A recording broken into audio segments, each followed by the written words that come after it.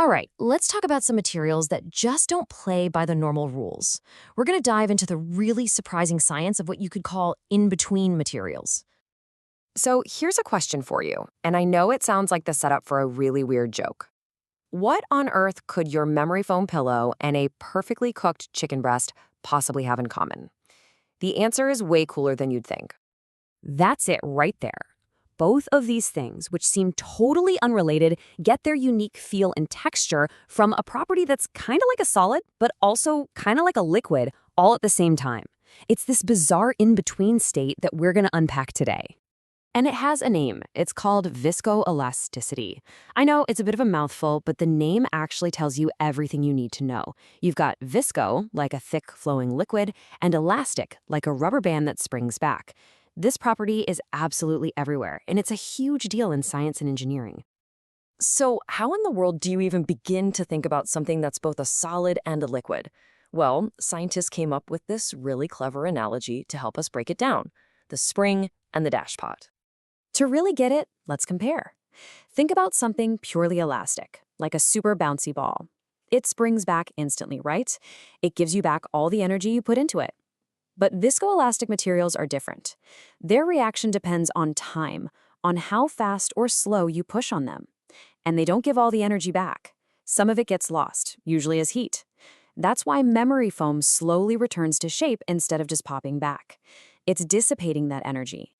And this is that core analogy. The spring is the easy part. It represents the solid-like behavior. You stretch it, it stores energy, it wants to snap back. Simple. The dashpot represents the liquid-like part. Now, a dashpot is just a fancy name for something like a piston moving through a cylinder of thick oil, kind of like a car's shock absorber. It resists motion.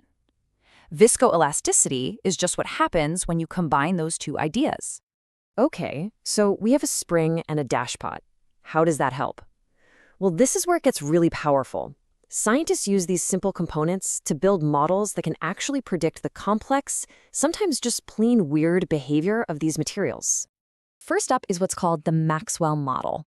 All you have to do is picture that spring and that dashpot hooked together in a line, one after the other, like links in a chain.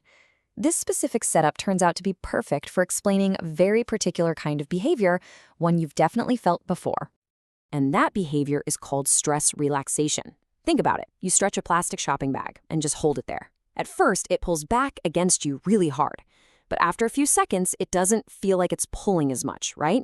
It's like the material gets used to it and just relaxes. That's the dashpot part of the model slowly flowing, which lets the spring ease up a bit. But what happens if we hook up our spring and dashpot differently? That's the Kelvin-Voigt model. Here you imagine them connected side by side, in parallel. And this completely changes what the model is good at explaining. It's not about relaxation anymore. It's about something else entirely. And that something else is called creep. We've all seen this. You know that old wooden bookshelf that's been holding heavy textbooks for 20 years? And how the shelf starts to sag in the middle over time? That slow, gradual bending under a constant weight? That is creep. In this model, the dashpot slows the spring down, so the material deforms really, really slowly instead of all at once. Okay, I know. Springs, dashpots, creep. It's all a bit abstract. So let's bring it back to reality and see how these exact models are being used to solve a very real-world and pretty delicious problem. And that's a totally fair question, isn't it? It feels like we're making a massive leap from theoretical physics to the kitchen. But believe me, the connection is real, and it's all about understanding what makes food feel the way it does. So in the poultry industry, there's this big problem with something they call wooden breast. It's a condition that makes chicken meat really tough and chewy. Not good. To solve this, scientists started experimenting with high-power ultrasound, basically blasting the meat with sound waves to try and tenderize it. But how do they measure if it actually worked? You guessed it, viscoelasticity. Now just look at these numbers. This is amazing. The untreated chicken had a hardness score of over 3,600. But look what happens with the 600-watt ultrasound treatment. The hardness drops all the way down to about 2,600. And what's really interesting is that more power wasn't better. Cranking it up to 1,200 watts actually made it tougher again, probably because it started to cook the meat. 27%. That's the key number here. That 600-watt treatment caused a 27% drop in the force needed to cut the chicken. That's a direct scientific measurement of tenderness. They were able to prove, with data, that they could make this tough chicken significantly better. And here it is, the mic drop moment, right from the research paper. The scientists said that stress relaxation and creep, the very same concepts we just talked about with our springs and dash pots, were the key to predicting the meat's texture.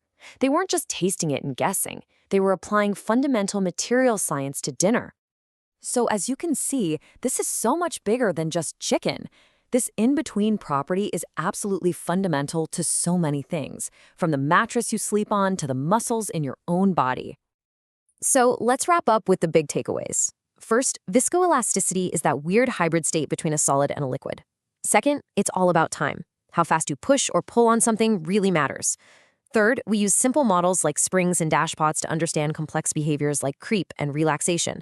And finally, this isn't just theory, it's critical for designing everything from plastics and car tires to understanding our own food. It is literally everywhere.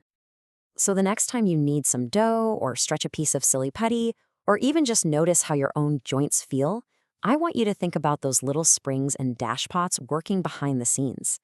Now that you know what it is, I promise you, you're going to start seeing viscoelasticity all around you. What do you think you'll spot first?